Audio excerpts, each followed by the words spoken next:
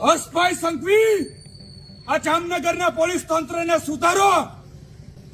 આ જામનગરનો સીટીબીનો પીઆઈ જા સાહેબ દારૂના હપ્તા લેવામાંથી નવરો થાય તો કાયદાના કડક કાર્યવાહી કરે. જામનગરમાં ક્ષત્રિય સમાજમાં રોષનો માહોલ જોવા મળ્યો છે.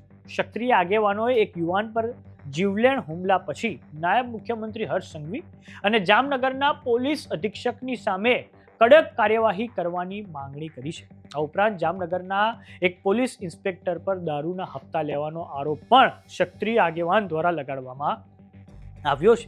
તો આવો જાણીએ સમાચાર વિસ્તારથી. નમસ્કાર, જમાવટ સાથે હું શુપા.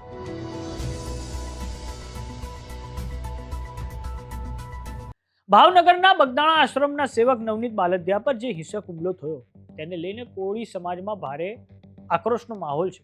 તો હવે જામનગરના ક્ષત્રિય સમાજમાં પણ ભારે આક્રોશ જોવા મળી રહ્યો છે. જામનગરમાં ક્ષત્રિય સમાજના આગેવાન જયદીપસિંહ ઝાલાએ પોલીસ પર આક્ષેપ કર્યા છે. જયદીપસિંહ ઝાલાએ ક્ષત્રિય યુવાનના જીવ જવા પર તેમણે જામનગરમાં કાયદો વ્યવસ્થાની સ્થિતિ પર આક્રોશ વ્યક્ત કર્યો છે. સાથે જ તેમનો આરોપ છે કે બી ડિવિઝન પોલીસ સ્ટેશનના પીઆઈ ઝા એ દારૂના હપ્તા લે છે. આ પછી તેમણે નાયબ મુખ્યમંત્રી હર્ષ સંઘવી અને જામનગરના એસપી ડોક્ટર રવિ મોહન સૈનીને પીઆઈ ઝા પર કડક કાર્યવાહી કરવા માંગણી કરી છે. અને હવે આ વિડીયો સોશિયલ મીડિયામાં ખૂબ જ વાયરલ થઈ રહ્યો છે. તો આવો સાંભળીએ જામનગરના ક્ષત્રિય આગેવાન જયદીપસિંહ ઝાલાએ શું કહ્યું છે. અકાલ સેના જામનગર પ્રમુખ જયદીપસિંહ ઝાલા ક્ષત્રિય સમાજના યુવાનો ઉપર વારંવાર હુમલાઓ થવાની ઘટનાઓ સામાન્ય બાબતે ગમે આવીને છરી મારી દે છે. હર્ષભાઈ સંઘવી, આ જામનગરના પોલીસ તંત્રને સુધારો. આ જામનગરનો સીટીબીનો પીઆઈ જા સાહેબ દારૂના હપ્તા લેવામાંથી નવરો થાય તો કાયદાના કડક કાર્યવાહી કરે.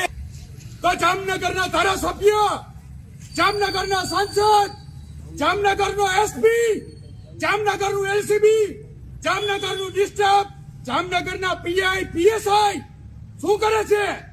અમે જ્યારે ક્ષત્રિય આગેવાન જયદીપસિંહ ઝાલાની પ્રતિક્રિયા લીધી ત્યારે તેમણે એવું કહ્યું હતું કે બી ડિવિઝન પોલીસ સ્ટેશનના પીઆઈ ઝા સાહેબ ક્ષત્રિય સમાજના યુવકો પ્રત્યે ખૂબ જ પૂર્વાગ્રહપૂર્વક કાર્યવાહી કરે છે. આ પોલીસ ઇન્સ્પેક્ટર ખૂબ મોટા નેતાના ઇશારે ક્ષત્રિય સમાજના યુવાનોને દબાવવાનું કામ કરી રહ્યા છે. આ ઉપરાંત જામનગરમાં વારે વારે છરી મારી દેવાની જે ઘટના સામે આવતી હોય છે અને તેના કારણે અહીં કાયદો વ્યવસ્થા સામે પણ ખૂબ મોટા પ્રશ્નચિહ્નો ઊભા થયા છે. તો આ સાંભળો ક્ષત્રિય આગેવાન જયદીપસિંહ ઝાલાની પ્રતિક્રિયા. હા, તો જયદીપસિંહ, આપણે શું કારણ છે કે તમારા જે જામનગરમાં જે કાયદો વ્યવસ્થાની સ્થિતિ છે તો તેને લઈને તમારા આ જે પ્રશ્નો ઊભા થયા છે અને ખાસ કરીને તમે એવું કહી રહ્યા છો કે ક્ષત્રિય સમાજના જે યુવાનો છે તેમની સામે ખૂબ જ પેલું બાયસપૂર્વક એટલે પૂર્વાગ્રહયુક્ત આ જે છે કાર્યવાહી કરવામાં આવે છે. શું કારણ છે એમાં? એવું છે સાહેબ કે અમારો મુદ્દો તો એ હતો કે હમણાં જે છેલ્લા ઘણા સમયથી આ જે જામનગરમાં તો એક પ્રકારની ફેશન થઈ ગઈ છે, ગમે ત્યારે ગમે નજીવી બાબતે છરીઓ મારી દેવી, બરોબર, અને હામું જોવા બાબતે ગાડી પટકાય એવી બાબતે નોર્મલ જેવી બાબતે ટૂંકમાં છરી મારી દેવી. એટલે ટૂંકમાં મારો મુદ્દો એ હતો કે ભાઈ સામાન્ય માણસો કઈ જામનગરમાં સુરક્ષિત નથી, તો આવી રીતના ગમે આવીને છરીઓ મારી દે છે, તો આમાં સામાન્ય પબ્લિકની કઈ સુરક્ષાની જવાબદારી કોની એમ. એટલે મારો મુદ્દો એ હતો. અને મુદ્દો એ હતો આપણે અમારા જામનગરના જે સીટીબીના જે પીઆઈ છે ઝા સાહેબ. હા, સાંભળું છું જયદીપસિંહ. હા સાહેબ, એ અમારા સીટીબીના પીઆઈમાં વિસ્તારમાં ઝા સાહેબ છે. એટલે ઘણી વખત જયારે અમારા ક્ષત્રિય સમાજ ઉપર અત્યાચાર થતા હોય ત્યારે અમે સમાજના યુવાનો જયારે કોઈ પણ બાબત થઈ હોય તો ત્યારે સમાજે રજૂઆત કરવા જાય તો સીટીબીના પીઆઈ ઝા સાહેબ ક્યારેય પણ સરખી ટૂંકમાં ફરિયાદ લેતા નથી. અને જે સમાજના આગેવાનો કે યુવાનો જતા હોય તો એને ઉપરથી પાછા દબાવવામાં આવે. જો અત્યાચાર થયો હોય ને છતાં એ લોકોને દબાવવામાં આવે. અને અમારા વિસ્તારમાં જે ક્ષત્રિય સમાજનો જે વિસ્તાર છે, આજુબાજુના 4-5 વિસ્તારમાં ક્ષત્રિય સમાજની વસ્તી બહોળી છે અને આ પીઆઈ એ વિસ્તારના અમારા વિસ્તારના પીઆઈ છે. તો એ અસ્મિતા આંદોલન અમારું થયું ત્યાર પછી આ સાહેબ છે એ કોના મોટા નેતાના ઈશારે કામ કરે છે એ નથી ખબર પડતી કે ગમે ત્યારે ક્ષત્રિય સમાજના યુવાનો કોઈ પણ બાબતમાં સામાન્ય બાબતમાં આવી જાય તો ધોરમાર મારે છે અને ક્ષત્રિય સમાજના યુવાનોને બહુ વારંવાર દબાવે છે.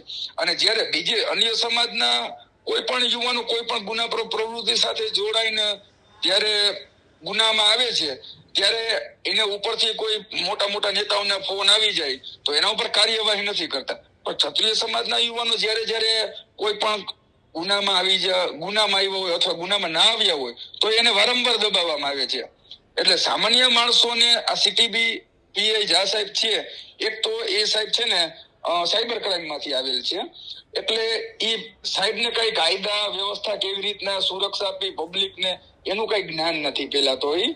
અને આની પેલા અમારા ઝાલા સાહેબ કરીને પીઆઈ હતા, એ પીઆઈ સાહેબ નું ખૂબ સરસ કામ હતું અને એની ટીમ નીચેની જે ટીમ હતી જે ડી સ્ટાફ છે એ બધા લોકોનું ખૂબ સરસ કામ છે. અને આમાં જે ઝા સાહેબ નીચેના સ્ટાફ નું ખૂબ સરસ કામ છે. પણ ટૂંકમાં ઝા સાહેબ થી અત્યારે ટૂંકમાં સામાન્ય પબ્લિક અમારા રાજપૂત સમાજના યુવાનો પણ કંટાળી ગયા છે અને એના ત્રાસથી. અને બીજા નંબરે એનો પોલીસ સ્ટાફ પણ એનાથી કંટાળી ગયો છે મળતી માહિતી મુજબ કે અંદરખાને પોલીસ પણ એના વિરોધમાં છે.